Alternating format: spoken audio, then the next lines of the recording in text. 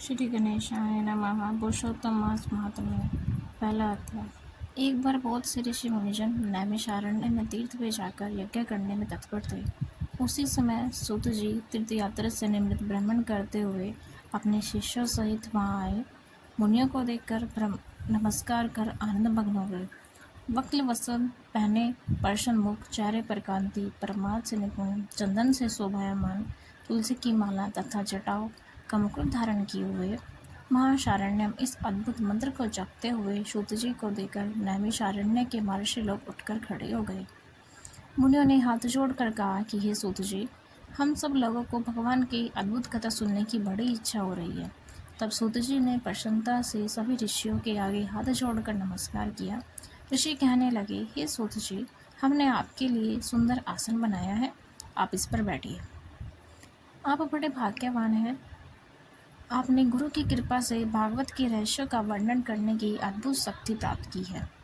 इस संसार सागर में हजारों बातें सुनने योग्य हैं, परंतु उनमें से जो भी सार वस्तु हो संसार सागर में डूबते हुए को पार कराने के लिए जो शुभ श्रेष्ठ कथा आपके विचार में हो वही बतलाइए।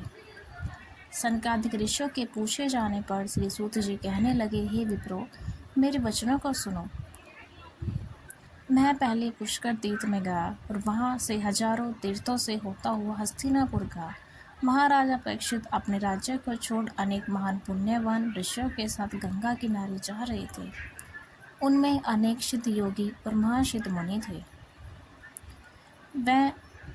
मैं वहां पर उस समाज को पूछ ही रहा था तो वहां श्री कृष्ण भगवान के चरण कमलों में मन लगाए महामुनि व्यास जी के पुत्र शुक्रदेव जी पधारे, जिनकी 8 वर्ष की आयु, शंख के समान कंठ, ऊंचे और चिकने केस से घिरा हुआ मुख, दृढ़ कंधे, चमकती हुई कांति व अद्भुत वेश ब्रह्म स्वरूप थे।